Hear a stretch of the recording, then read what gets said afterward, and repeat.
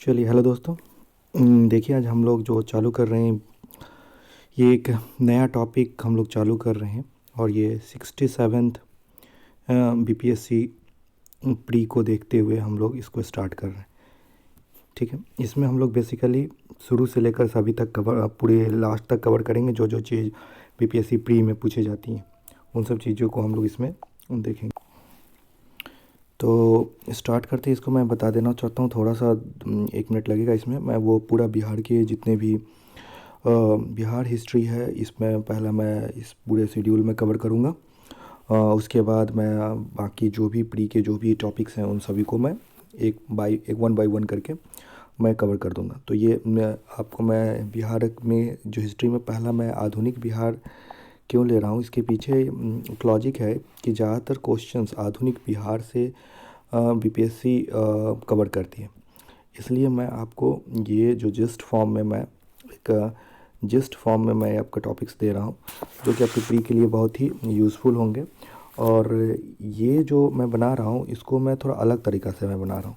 इसमें मैं English medium और हिंदी मीडियम दोनों तरह के बच्चों को मैं समाहित कर रहा हूँ कि दोनों तरह के बच्चों को इससे फ़ायदा हो जाए। जो भी एस्पिरेंट्स हैं उन दोनों को इससे लाभ मिले।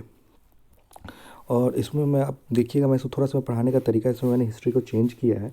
इसमें मैं आपको जो भी मैं बताऊंगा वो एक तरह का इसमें मिलेगा। इसमें डेट वाइज मैं कवर करूंगा।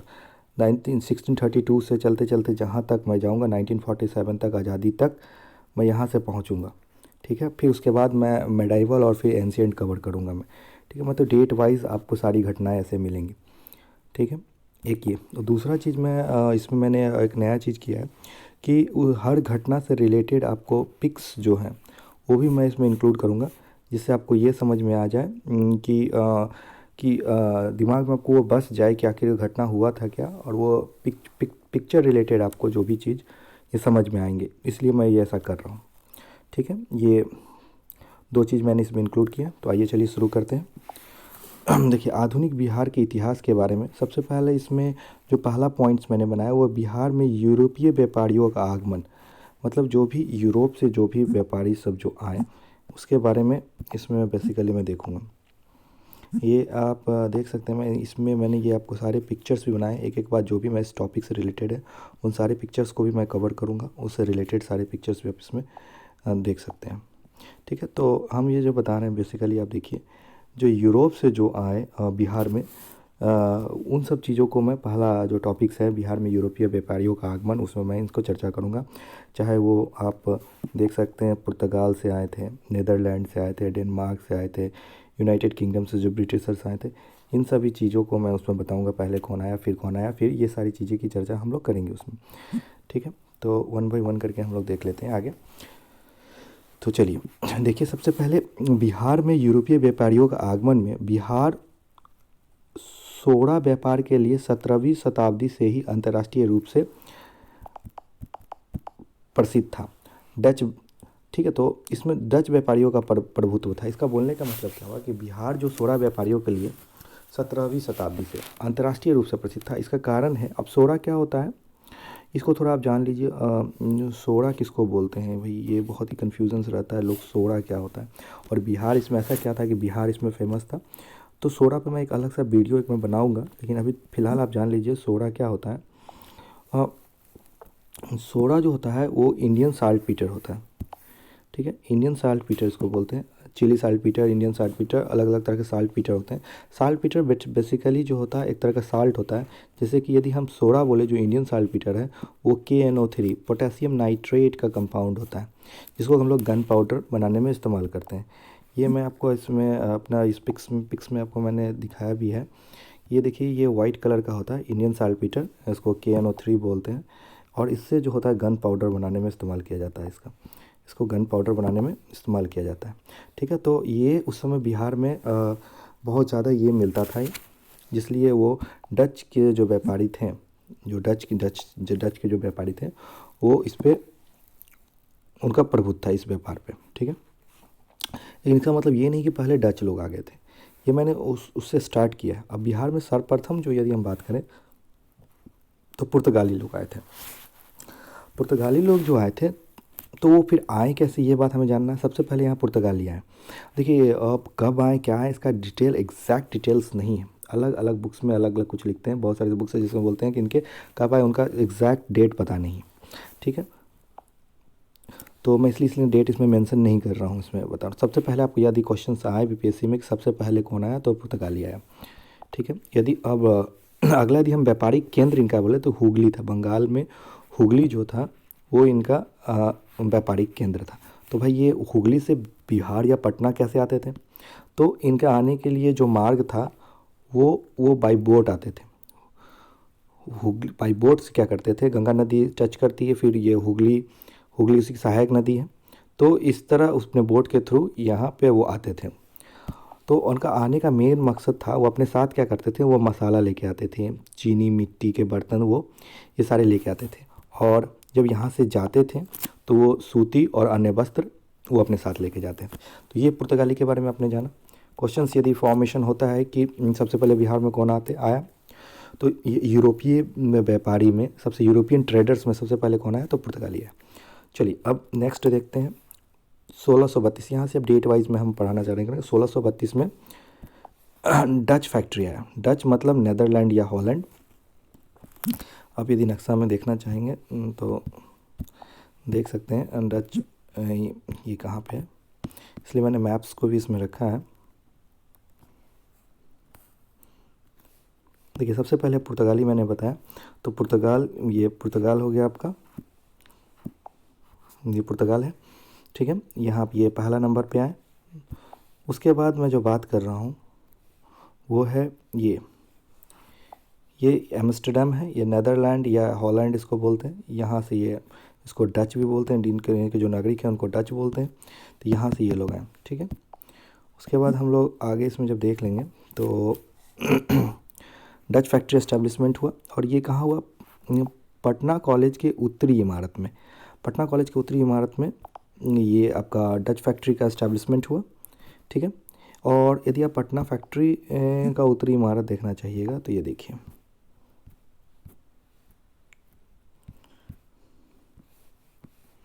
ये देखिए, ये पटना फैक्ट्री का, ये सॉरी डच के जो एस्टेब्लिशमेंट है फैक्ट्री के, उसके पटना कॉलेज का ये उत्तरी इमारत है। ये कुछ उस तरह, अब देखिएगा इस तो कुछ वो उसी तरह के ही इसके जो भी स्ट्रक्चर्स हैं उस तरह के स्ट्रक्चर्स दिख रहे हैं, ये आप देख सकते हैं। ठीक है, चलिए तो उनके मैं जो भी फ़ोटोज़ है वो वन बाय वन फिर से मैं डील कर लूँगा, लेकिन अब मैं एक बार पूरा इसको कंप्लीट करूँ फिर मैं फ़ोटोज़ पे आऊँगा। ठीक है, चलिए तो फिर आगे देखते हैं। 1632 में 1632 की बात हो गई। अब 1651 में ब्रिटिश फैक्ट्री का एस्टेब्लिशमेंट हुआ, और 1774 में डैनिश या डेनमार्क फैक्ट्री, डेनमार्क के लोग जो रहते हैं उनको डैनिश बोलते हैं, उनके फैक्ट्री का एस्टेब्लिशमेंट हुआ।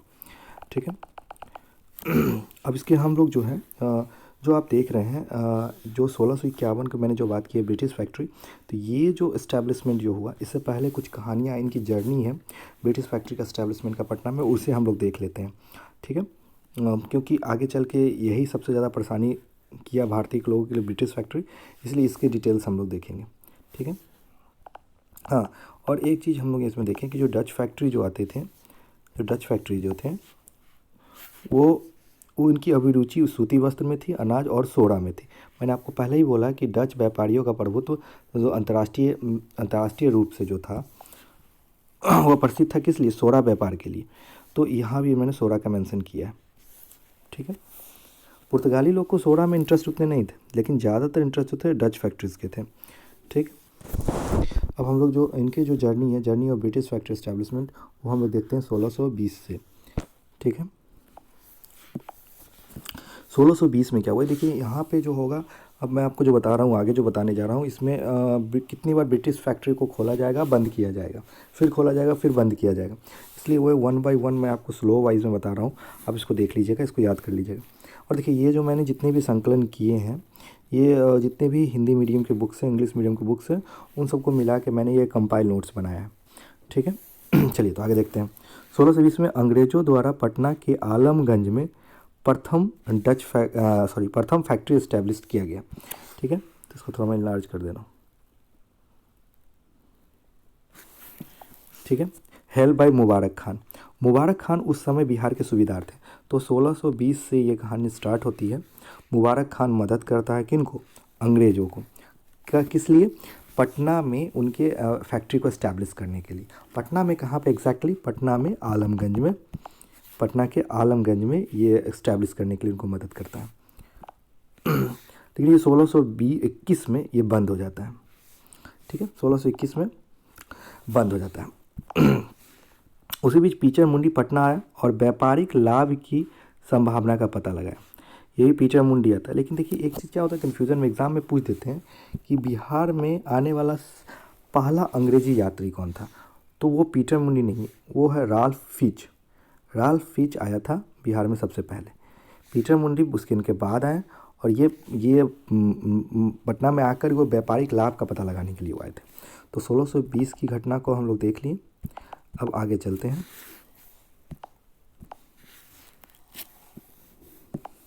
1651 में, 1651 की घटना में व्यापारिक केंद्र स्थापित करने का वास्तविक सफलता इनको 1651 में मिला।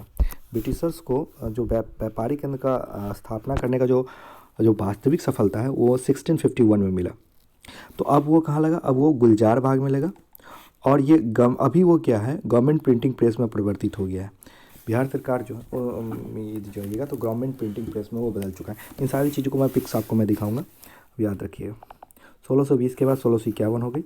अब नेक्स्ट हमारे पास है 1664। 1664 में क्या है?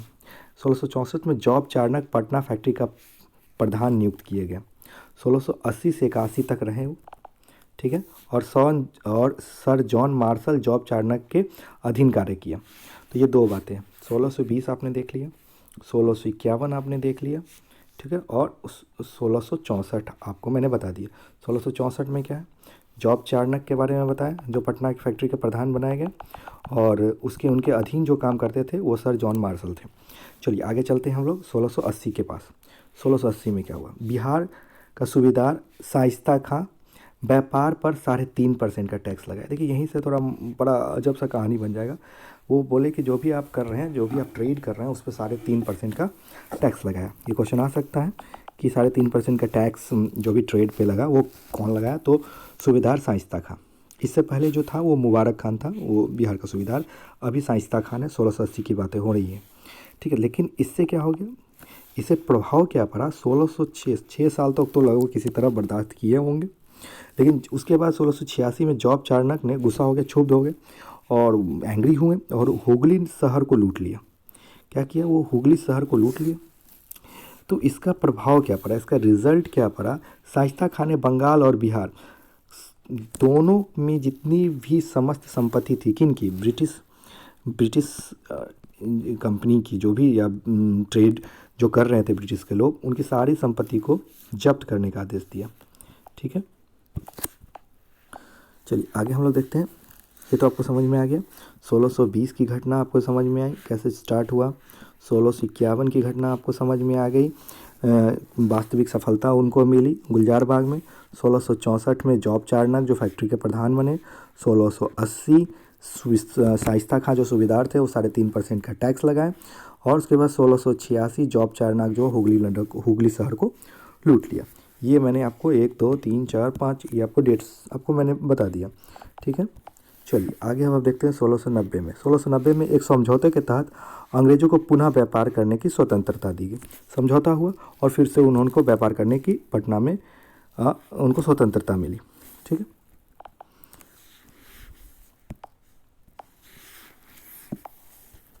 अब देखिए 1713 में क्या हुआ। 1713 में फारुखसियर ने पटना फैक्ट्री बंद कर दिया। ऐसा क्यों हुआ? 1707 में औरंगजेब की मृत्यु हो जाती है। औरंगजेब की मृत्यु हो जाने के बाद फारुखसियर से उस तरह का कमिटमेंट नहीं बैठा अंग्रेज़ों का, इसलिए फारुखसियर ने पटना फैक्ट्री को बंद कर दिया। फिर 1717 में पुनः स्वतंत्रता प्रदान की और 1718 में स्वतंत्रता प्रदान किया फारुखसियर ने। उनके बीच का फिर से कोई वार्तालाप हुई और उसका स्वतंत्र दिया गया और 1718 में ये खुल गया, फिर से ये फैक्ट्री फिर से खुल गया, ठीक है। देख रहे हैं आप, बंद हो रहा है, खुल रहा है, बंद हो रहा है, खुल रहा है, इस तरह हो रही है, ठीक है। 1750 की बात हम करते हैं। फिर नवाब अलीवर्दी खां के दबाव के कारण पुनः बंद कर दिया गया। यहाँ तो भाई पहले बंद किया गया फ़र्रुखसियर में, फिर खोला गया फ़र्रुखसियर में ही, फिर 1750 में इसको फिर से बंद कर दिया गया। इस समय कारण क्या था कि व्यापार में घूसखोरी की प्रथा प्रारंभ हो गई थी। जो ट्रेड में अंग्रेज लोग थे उसमें क्या करते थे, वो घूसखोरी ब्राइब चलने लग गया था, इसलिए इसको बंद कर दिया। 1755 में हॉलवेल के प्रयास से ये पुनः शुरू किया गया। ठीक है, तो आपने देखा कि किस तरह ये सारी चीज़ें अभी तक घटित हुई हैं। और 1774 इसके बाद 1774 में डच फैक्ट्री का एस्टेब्लिशमेंट में मैंने ऊपर ही पहले आपको बता दिया। चलिए, तो अब जो एक नोट में जो बातें कुछ लिखी हुई हैं उसको हम लोग देख लेते हैं। ठीक है, नोट करके मैंने कुछ बातें लिखी हैं उसको हम लोग देख लेते हैं। ठीक है, इसमें देखिए फ्रांसीसी यात्री ट्रैवर्नियर जो आया था वो पटना मुगल साम्राज्य का दूसरा बड़ा शहर बताया। जो फ्रांसीसी यात्री ट्रैवर्नियर जो पटना में आया उसने क्या बताया कि पटना जो है मुगल साम्राज्य का दूसरा सबसे बड़ा शहर है। ठीक है, और नॉर्थ इंडिया का सबसे बड़ा व्यापारिक केंद्र इसने बताया, ये ट्रैवर्नियर बताया। तो क्वेश्चन आ जाता है कि इसने पटना को मुगल साम्राज्य का दूसरा बड़ा शहर बताया, तो वो था ट्रैवर्नियर। और उसके बाद एक और यात्री आया मैनरिक, वो पटना की पॉपुलेशन को 2 लाख बताया। ये मैंने एक्स्ट्रा नॉलेज आपको इसमें रख दिया है। ठीक है, ये सब इसमें हम लोग देखेंगे। अब देखें तो आप एक बार ऊपर से फिर से, आप यदि याद नहीं हो तो फिर से गो थ्रू करके आप सब चीज़ को याद कर सकते हैं। ठीक है, अब मैं इसको क्या कर रहा हूँ कि जो मैंने पिक्चर्स दिखाए उस पिक्चर्स के माध्यम से मैं आपको फिर से इसको एक बार ओवरऑल रिपीट कर रहा हूँ। देखिए, मैंने बोला 17वीं शताब्दी में अंतर्राष्ट्रीय व्यापार में प्रसिद्ध जो था वो सोरा प्रसिद्ध था। तो वो मैंने साल्ट पीटर का पिक्चर आपको बता दिया था कि ये साल्ट पीटर है डच लोगों के लिए, जिससे क्या होता था, गन पाउडर बनाया जाता था। उसके बाद मैंने आपको बताया था पटना कॉलेज के बारे में। पटना कॉलेज के बारे में मैंने क्या बताया कि ये पटना कॉलेज को था जो इस्टेब्लिशमेंट जो किया था, इसमें डच फैक्ट्री का इस्टेब्लिशमेंट हुआ था इस पटना कॉलेज में।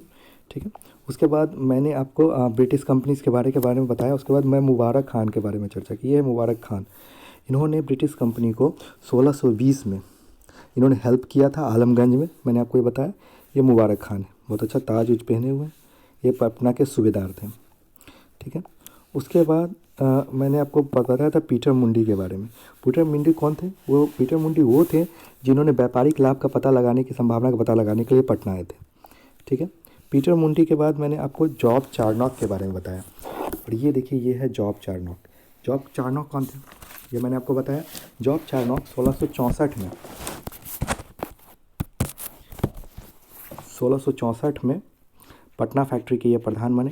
मैंने आपको ये बताया, जॉब चार्नॉक है ये। ठीक है, ये पहले जो जज उस समय के होते थे वैसा लग रहे हैं। ठीक है, चलिए आगे हम दिखाते हैं। और मैंने आपको उससे पहले गवर्नमेंट व्यापारिक जो केंद्र बताया था, प्रिंटिंग प्रेस के बारे में, जो व्यापारिक केंद्र स्थापित किया गया था 1651 में अंग्रेज़ों के द्वारा, जो अभी गवर्नमेंट प्रिंटिंग प्रेस हो गई है गुलजार बाग में। उसका हम ये देखिए, ये गंगा नदी है। ठीक है, ये महावीर घाट है और ये गवर्नमेंट प्रिंटिंग प्रेस है। ठीक है, जहाँ पर 1651 व्यापारिक केंद्र स्थापित किया था। वास्तविक सफलता जो उनको मिली थी 1651 में वो है। ठीक है, और ये कुछ उसकी तस्वीर है। ये अंदर जाने नहीं दिया जाता है, गार्ड होता है। ये आप बाहर से इसको गवर्नमेंट प्रिंटिंग प्रेस को आप ऐसे देख सकते हैं। उसके बाद शाइस्ता खां का शाइस्ता खां कुछ इस तरह दिखते थे। शाइस्ता खान कौन थे?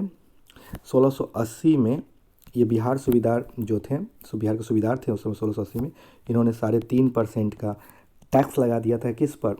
जो भी ब्रिटिश के जो ट्रेड के कंपनी जो थे, ब्रिटिश पर जो फैक्ट्री थे उन पर ये 3.5% का टैक्स लगा दिया था।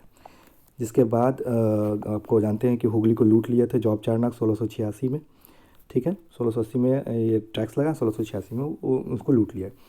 अब देखिए, ये है फ़र्रुखसियर। ये फ़र्रुखसियर के बारे में मैंने बताया था। 1713 में ये फैक्ट्री को इन्होंने बंद कर दिया था। ठीक है, 1717 में पुनः स्वतंत्रता प्रदान की और 1718 में कंपनी फिर से ये खुल गया था। ये फ़र्रुखसियर है। अब ये देखिए, नवाब अली वर्दी खां है।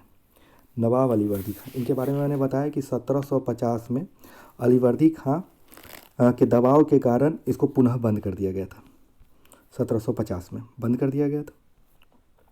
क्यों बंद किया था इसका कारण भी आपको मैंने बताया था। कारण बताया इसलिए कि व्यापार में घुसखोरी की प्रथा प्रारंभ हो गई, तो ये नवाब अलीवर्दी खान इसको बंद कर दिए थे। ठीक है, अब देखिए ये है। अच्छा, इनसे पहले मैंने एक हॉलवेल की चर्चा की थी आपको। हॉलवेल के पुनः प्रयास से जब अलीवर्दी खान बने थे 1755 में, हाँ, उसको फिर से शुरू कर दिया गया था हॉलवेल के। ये हैं आपको फ्रेंच ट्रैवलर ट्रैवेनियर, देखिए किस तरह है। इन्होंने ही बताया था कि पटना जो है वह मुग़ल साम्राज्य का दूसरा सेकंड बड़ा शहर था, बड़ा शहर। ठीक है, और साथ ही ने बताया कि नॉर्दर्न इंडिया का सबसे बड़ा व्यापारिक केंद्र था, यही इन्होंने ही बताया, फ्रांसीसी ये ट्रैवलर है। ठीक है, और उसके बाद अच्छा, हॉलवेल के साथ एक ब्लैक होल की ट्रेजेडी भी इनसे रिलेटेड करती है। ब्लैक होल की ट्रेजेडी क्या है, जिन्हें पता हो वो बताइएगा, नहीं तो हम अगले वीडियो में इससे डिटेल इनको बताएंगे। ब्लैक होल क्या है इसके बारे में हम बताएंगे। ठीक है, अब हम लोग आपको एक इस मैप से आप ये देख सकते हैं, यदि क्वेश्चन आया कि सबसे पहले बिहार में कौन आया था, तो आप इस मैप में देख के आप बता सकते हैं कि सबसे पहले, एक मिनट, सबसे पहले बिहार में जो आया वो पुर्तगीज आए, पुर्तगाली पहला नंबर 1। दूसरा जो आया बिहार में वो डच फैक्ट्री आया, दूसरा ये डच फैक्ट्री। तीसरा जो आया वो जो इस्टेब्लिशमेंट हुआ वो ब्रिटिश फैक्ट्री। और चौथा जो हुआ वो डेनिश या डेनमार्क जो है वो चौथा। तो पहला पुर्तगाल, दूसरा डच फैक्ट्री, तीसरा ब्रिटिश फैक्ट्री और चौथा आपका डेनिश फैक्ट्री। ठीक है, चलिए, तो नेक्स्ट वीडियो जो सेकंड है इस तरह मैं लेके पूरा आपको मैं कवर करूँगा। तब तक के लिए धन्यवाद।